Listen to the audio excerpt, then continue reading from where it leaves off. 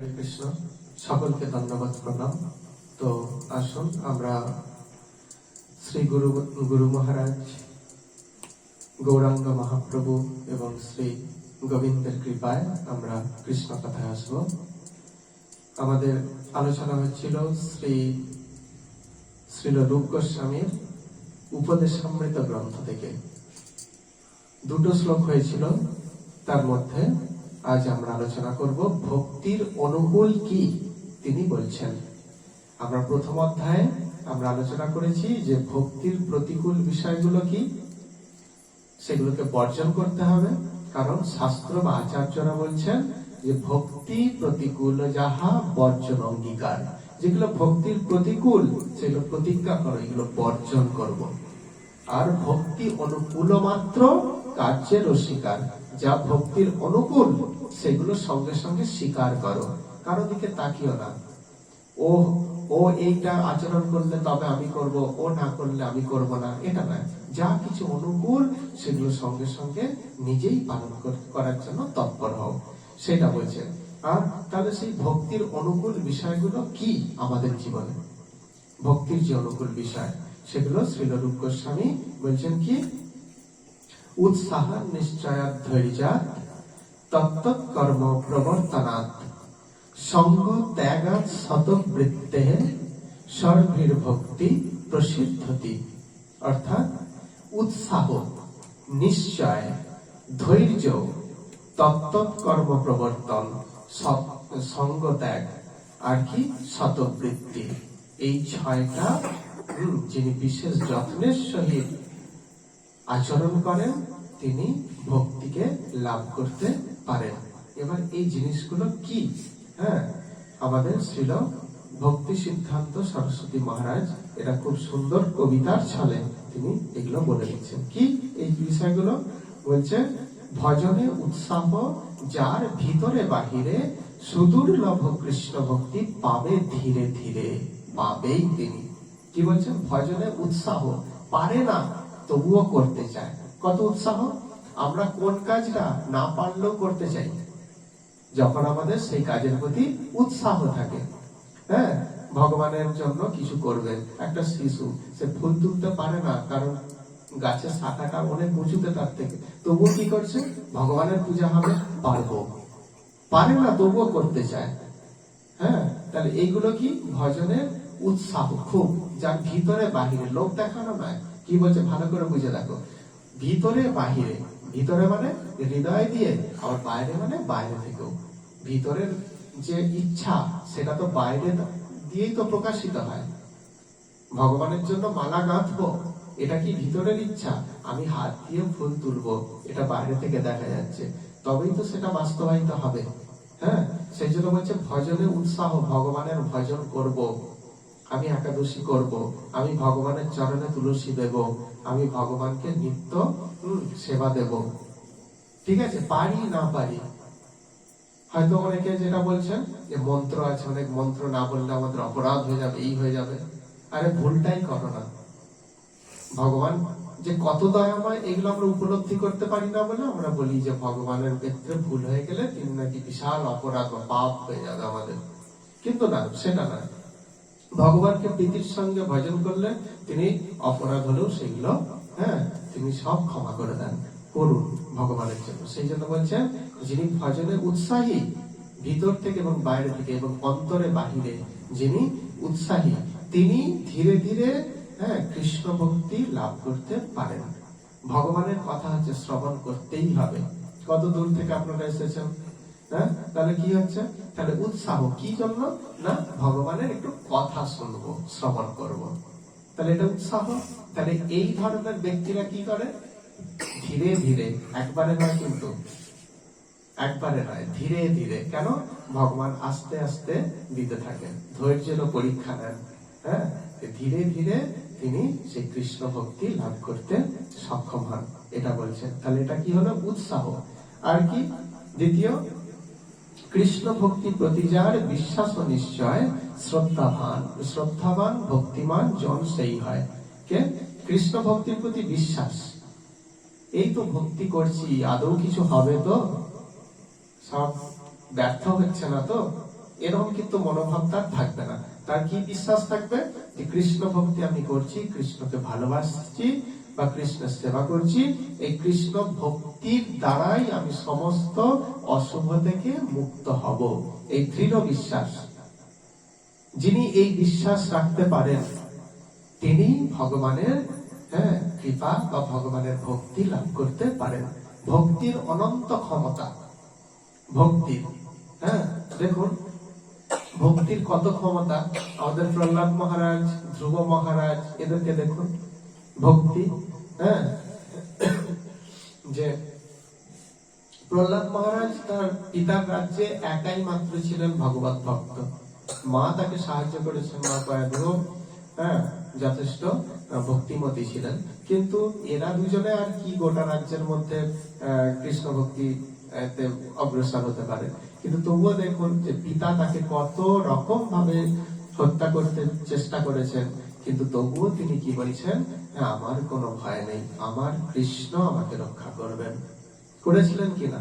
কিন্তু আমাদের সেই বিশ্বাসটাই নেই, সেই জন্য আমরা টেনশন উদ্বেগে আমরা ভরপুর হয়ে থাকি। ঠিক আছে, যে কৃষ্ণ ভক্তি প্রতিচার বিশ্বাস ও নিশ্চয় শ্রদ্ধাবান ভক্তিমান জন সেই হয়। কে শ্রদ্ধাবান ভক্তিমান জন হয়? না, যার কৃষ্ণ ভক্তির প্রতি বিশ্বাস আছে। ধ্রুব মহারাজকে তার মা বললেন যে তুই আমার কাছে এসে কাঁদছিস কেন? আমি তোর সমস্যার সমাধান করতে পারবো? আমি তো পারবো না, আমি সামান্য একজন নারী যিনি স্বামীর কাছেই অবহেলিত। আমি তোর সমস্যার কি সমাধান করব? তাহলে মা কে সমাধান করতে পারে? পরমেশ্বর ভগবান শ্রীহরি তোমার সমস্যার সমাধান করতে পারে। তাহলে কি করতে হবে? তাকে ভক্তি করো। তাহলে এক বিশ্বাসে, মায়ের এক কথাতেই সেই ভক্তির প্রতি বিশ্বাস করে তিনি বনে চলে গেলেন ভজন করতে। তাহলে তিনিও কিন্তু সেই ভগবানের কৃপা লাভ করলেন। এইটাই বলছেন যে কৃষ্ণ ভক্তির প্রতি বিশ্বাস যিনি রাখতে পারেন তিনি সেই কৃষ্ণর কৃপা লাভ করতে সক্ষম হন, সকলে কিন্তু নন। আর কি বলছেন? তাহলে এই বিশ্বাসটা রাখতে হবে। এরপর কি বলছেন? কৃষ্ণ সেবা না পাইয়া ধীর ভাবে যেই ভক্তির সাধন করে ভক্তিমান সেই। 3 নম্বর কি বলছে? ধৈর্য। অর্থাৎ এর অর্থ হচ্ছে ধৈর্য। এখানে কি বলছে? ধৈর্য না, কৃষ্ণ ভক্তি লাভ করার জন্য ধৈর্যের প্রয়োজন।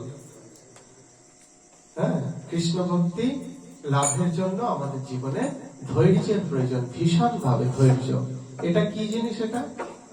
এটা সহজে পাওয়া যায় না, তাই তো? এটা সহজে পাওয়া যায় না, তাই এর জন্য প্রচুর ধৈর্যের প্রয়োজন। আজ 2 মালা জপ করতে শিখলাম বলে কাল আমি সব দিক থেকে সফল হয়ে যাব এমন নয়, বরং 2 মালা জপ করার পর ভগবান তোমাকে ব্যর্থতার দিকেই নিয়ে যাবেন। কেন? পরীক্ষা করার জন্য। ঠিক আছে, পরীক্ষা করার জন্য নিয়ে যাবে। কিন্তু তখনও যদি তুমি সেটাকে পরিত্যাগ করতে পারো তাহলে কি হবে? বা ধৈর্য ধারণ করতে পারো যে আজ না তো কি হয়েছে, আজ আমি ব্যর্থ হচ্ছি, কিন্তু ভগবানের কৃপায় একদিন আমি সফল হবই হব। এই যে ধৈর্য, ভগবান তার ভক্তদেরকে ধৈর্যের পরীক্ষা নেয়। দেখুন যারা স্কুলে পড়ে তাদেরই পরীক্ষা হয়, তাই তো? যারা স্কুলে পড়ে, যারা রাস্তায় ঘোরাঘুরি করে তাদের কিন্তু, যারা স্কুলে ভর্তি হয় না তাদের কোনো পরীক্ষা নেই, কিন্তু তাদের জীবনটা দেখো, প্রথমে তারা কি সুন্দর খেলাধুলা করে মানে বড় হচ্ছে। আপাত দৃষ্টিতে দেখলে মনে হবে তাদের জীবনটাই কত সুন্দর। আর আমাদের জীবন দেখো, এই আজ এই পরীক্ষা, কাল ওই পরীক্ষা, পরীক্ষা দিতে দিতেই গেল। তাহলে শেষ পর্যন্ত কাদের জীবন ভালো হয়? শেষ পর্যন্ত যারা পড়াশোনা করে পরীক্ষা দিচ্ছে তাদেরই জীবন ভালো হয়। ঠিক সেরকম যারা ভক্তিযোগ অনুশীলন করে না তারা আর 5 জনের মতো আহার নিদ্রা ভয় বংশ বিস্তারের মধ্যে জীবন কাটাচ্ছে, ব্যাস, এদের আর কিছু নেই। ঠিক আছে, খেলো, খাওয়ার পর ঘুম পেয়ে গেল, ঘুমিয়ে পড়লো, ইত্যাদি ইত্যাদি। ঠিক আছে, এদের কোনো জীবনে পরীক্ষা নেই। কিন্তু যখনই আপনি কৃষ্ণ ভক্তি অনুশীলনের স্কুলে ভর্তি হবেন তখনই কিন্তু আপনাকে পরীক্ষা দিতে হবে। এই পরীক্ষাটা কে নেবেন? ভগবান এই পরীক্ষাটা নেবেন। তাই ধৈর্য সহকারে আপনাকে পরীক্ষা দিতে হবে। যে যত মাথা ঠান্ডা করে পরীক্ষা দেয় তার রেজাল্ট কিন্তু ততই বেশি ভালো হয়, হয়তো? ঠিক সেই রকম যে যত ধৈর্য সহকারে ভগবানের এই পরীক্ষাটা দিতে পারবেন, তিনি ততই ভগবানের কাছে ততই বেশি নাম্বার পাবেন। হ্যাঁ, তো এটাই বলছেন যে এইটা হলো ধৈর্য। তারপরে কি বলছে, যাহাতে কৃষ্ণের সেবা কৃষ্ণের সন্তোষ, সেই কর্মে ব্রতী সদা না করে রস। অর্থাৎ কৃষ্ণের যাতে প্রীতি হয়, এই কাজটা করলে কৃষ্ণ সন্তুষ্ট হবে, তাহলে সেই ব্যক্তি কখনোই সেই কর্ম থেকে নিজেকে বিরত করবে না বা অবহেলা করবে না, অলসতা করবে না সেই কাজ করতে। সেটাকে কি বলছে, সেটাকে সেই জন্য বলছেন যে যাহাতে কৃষ্ণের সেবা কৃষ্ণের সন্তোষ, সেই কর্মে বৃত্তি সদা না করে রোষ। তাতে কোনো রোষ করেন না, তিনি সেই কাজ অনায়াসেই করতে থাকেন। এই ব্যক্তি ভক্তি ধন লাভ করতে পারেন। কেন না, তিনি সবসময় কৃষ্ণের প্রীতি বিধানের জন্যই কর্ম করছেন। আর কি, কৃষ্ণের অভক্ত জনসঙ্গ পরিহরি, ভক্তিমান ভক্ত সঙ্গে সদা ভজে হরি। এটাও খুব সুন্দর। কি বলছেন, যত কৃষ্ণের অভক্ত জন মানে কৃষ্ণ বিদ্বেষী মানুষ যারা, তাদের সঙ্গকে পরিত্যাগ করে কি করছেন, তাদের সঙ্গকে পরিত্যাগ করে ভক্তিমান ভক্তের সঙ্গ করেন যারা, তাদেরই কৃষ্ণ ভক্তি লাভ হয়। যেমন মীরাবাই, তার গৃহে যারা আছেন তারা সবাই কি কৃষ্ণ ভক্তিহীন, কৃষ্ণ বিদ্বেষী। তাই তিনি কি করছেন, তিনি তাদের সঙ্গকে পরিত্যাগ করে পথ দিয়ে কোনো বৈষ্ণব যাচ্ছেন, ভিখারি যার বসন শত জায়গায় ছিন্ন, সেই বৈষ্ণবকে রাজবধূ হয়ে করজোড়ে প্রণাম নিবেদন করে তাকে ডেকে এনে তার মুখ থেকে হরিকথা শ্রবণ করছেন। আর বাড়ির লোক যা ইচ্ছা বলে বলুক, কানে তুলছেই না। তাহলে এইটাই, তাহলে মীরাবাইয়ের জীবনটা দেখুন, কতটা তিনি কৃষ্ণ ভক্ত বা কতটা তিনি ভক্তিমতী। সেটা দেখুন যে এটাই আমাদের জীবনের লক্ষ্য, যে অসৎ সঙ্গকে পরিত্যাগ করে সৎসঙ্গকে গ্রহণ করা। কেন, অসৎ সঙ্গ সৎসঙ্গের কিরকম একটা প্রভাব আছে। যখন দেখুন যে পূর্ণিমার যখন চাঁদ ওঠে আকাশে, তখন সেই আলোর সংস্পর্শে যখন স্বচ্ছ সরোবর আসে, তখন সেই সরোবরের জলটা কি হয়, ঝলমল করতে আরম্ভ করে। কার সংস্পর্শে এসে, সেই চাঁদের সংস্পর্শে এসে, চাঁদের আলোর সংস্পর্শে এসে। ঠিক সেই রকম আবার সেই সরোবরটাই যখন অন্ধকার, অমানিসীর অন্ধকারে সংস্পর্শে আসে, তখন সেই জলটা কি হয়, সেই জলটা কালিমা লিপ্ত, যেন মনে হচ্ছে কালি ঢেলে দিয়েছে হয়। ঠিক সেই রকম আমরা যখন সৎসঙ্গে রুচি হবে আমাদের, তখন আমাদের জীবনটাও ভক্তির আলোকে ঝলমল করে উঠবে। আর যখনই আমরা অসৎসঙ্গ করব, তখন সেই কালিমা লিপ্ত হয়ে যাবে। সেই জন্য আমাদের যারা ভক্তি পথে অগ্রসর হতে চান, তাদের জন্য কি বলছেন না, কৃষ্ণের অভক্ত জনসঙ্গ পরিহরি। অর্থাৎ যারা কৃষ্ণ বিদ্বেষী মানুষ, তাদের সঙ্গকে পরিত্যাগ করো। পরিহরি মানে পরিত্যাগ করো। করে কি করবে না, ভক্তিমান ভক্ত সঙ্গে সদা ভজ হরি। ভক্তিমান যে ব্যক্তি, সেই বৈষ্ণবের কাছ থেকে কি করো না, সদা সর্বদা হরি কথা শ্রবণ করো। কারণ এই হরি কথা শ্রবণ করলেই আমাদের হৃদয়ের সমস্ত দূষিত মলিনতা সেগুলো দূরীভূত হবে। আর দূরীভূত হলেই তবেই সেখানে কি হবে, সেখানে ভক্তি স্থাপিত হবে। সেই জন্য বলছেন। আর কি বলছেন, কৃষ্ণ ভক্ত যাহা করে তদনুসরণে, ভক্তিমান আচরায় জীবনে মরণে। কৃষ্ণ ভক্ত যা করেন তাকে দেখে অনুসরণ করো। কৃষ্ণ ভক্ত কি করছেন, কি খাচ্ছেন, কিভাবে কথা বলছেন, কিভাবে চলছেন, কিভাবে জীবন যাপন করছেন, সেটা অনুসরণ করে নিজেও সেটা করতে থাকো। যিনি করতে পারেন তিনি সেই ভক্তি অর্জন করতে সক্ষম হন। তাহলে এটা ভক্তির অনুকূল। এটাই বলছেন যে কৃষ্ণ ভক্ত যাহা করে তদনুসরণে।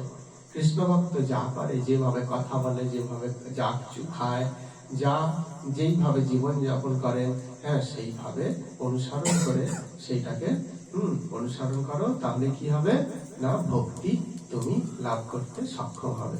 আর কি বলছেন, এই 6 জন হয় ভক্তি অধিকারী, বিশ্বের মঙ্গল করে ভক্তি পরিচারী। অর্থাৎ কি বলছেন, এই 6টা জিনিস যিনি পালন করতে পারে, তিনি ভক্তির অধিকারী। অর্থাৎ তিনি প্রকৃত ভক্তি লাভ করতে সক্ষম হন এবং তিনি সমগ্র জগতের মঙ্গল সাধন করতে পারেন, সকলে নন। একটা বড় ইউনিভার্সিটি বা একটা বড় হাসপাতাল করে দিলেই কিন্তু জগতের মঙ্গল হয়ে যায় না। আমরা যদি মানুষগুলোকে মদ খাওয়ার জন্য মদের ব্যবস্থাও করে দিই, ঠিক আছে, আর তার সঙ্গে সঙ্গে হাসপাতালও তৈরি করে দিই, তাহলে কি মঙ্গল হলো? সেখানে সবাই তো লিভার ক্যান্সার হয়েছে সেখানে যাবে, সেই জন্য তো একটা কেন আরো করা উচিত। ঠিক আছে, এগুলো জগতের প্রকৃত মঙ্গল নয়। প্রকৃত মঙ্গল এটাই, মানুষকে অসৎ পথ থেকে সরিয়ে এনে সৎ পথে রাস্তা ধরিয়ে দেয়া, এটাই। তো কে পারে? এই 6টা আচরণ যিনি অনুসরণ করতে পারেন তিনি পারেন ভক্তিকে লাভ করতে। আর শুধু তাই নয়, তার ভক্তির প্রভাবে জগতেরও মঙ্গল সাধিত হয়। এটাই কিন্তু শ্রীল রূপ গোস্বামী বলছেন, আর তার সেইটাই আমাদের প্রভুপাদ সেটা তার ভাষ্যে বলছেন এই একই কথা। তো তাহলে আমাদের এইগুলোকে অনুসরণ করা খুবই কর্তব্য বা খুবই গুরুত্বপূর্ণ। এই জিনিসগুলো আমরা অনুশীলন করব, এই প্রতিজ্ঞা বা এই সাহস আমাদের দেখানো প্রয়োজন। ঠিক আছে, তার আলোচনা আমরা এখানে বিশ্রাম দেব। হরে কৃষ্ণ, সকলকে ধন্যবাদ, প্রণাম। বাঞ্ছাকল্পতরুভ্যশ্চ কৃপা সিন্ধুভ্যেব চ পতিতানাং পাবনেভ্যো বৈষ্ণবেভ্যো নমো নমঃ।